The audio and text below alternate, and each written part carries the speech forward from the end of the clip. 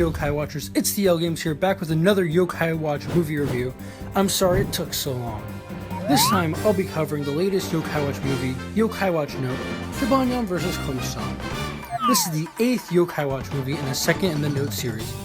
Please keep in mind that this film does not have a dub or sub, so I may have interpreted some details incorrectly. So last year I covered the trailer and pre-release information on the film. The trailer and synopsis had me both excited but worried. I was excited because Hovernyan, Lord Enma, Zazzle were all back alongside Konami, Komami, Komusan's sister from the 2019 series. The trailer also teased Agent X as the villain pulling the strings, making Jibanyan and Komusan grow giant to fight. Additionally, the trailer made it clear that somehow Lord Enma would be important. But the thing that bothered me about the trailer was a key plot point. Basically, all the ice cream and chocobos and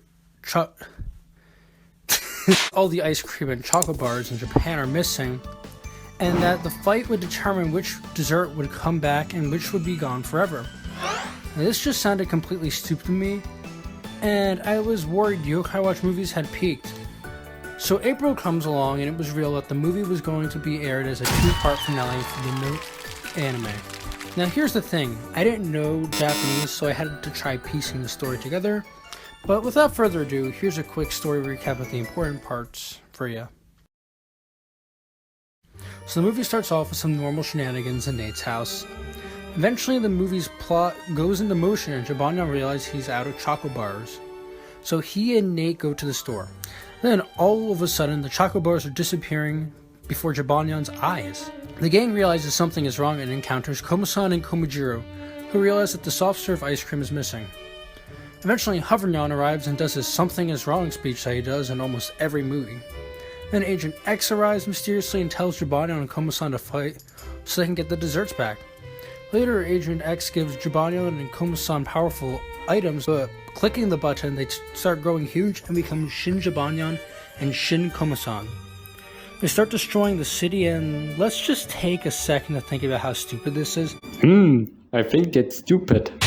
The city is being destroyed by beings that are invisible to people, and in theory, people are dying and totally confused. Anyway, eventually Komijiro turns into Shin Komijiro and something happens with Komami, I guess. Eventually, we get to the end of the boring, mediocre mess, and the gang gets to the Yokai World, specifically at Lord Enma's castle, and confront him about the matter. Then we learn that Lord Enma got his cavity and Zazzle heard him say he hates ice cream and chocolate bars. This prompted Zazzle to work with Agent X. So essentially the whole movie is about the aftermath of Lord Enma having a cavity or something like that. This movie wasn't really good. In fact, it doesn't even feel like a movie. And I don't think it really was meant to be a movie in the first place. The fact that this aired as a two-part finale to the show makes me feel like they realized they could get some extra money by shoving it into theaters. But sadly, this does count as a movie in that sense. Yokai Watch movies have definitely peaked. This movie was incredibly stupid and forgettable, and I'm looking forward to watching a good Yokai Watch movie for the next review. If we ever get a fan sub, I'll rewatch and make another review on this movie. I really couldn't give it like a complete review, but that's all for this video. Until next time, keep on yokai watching.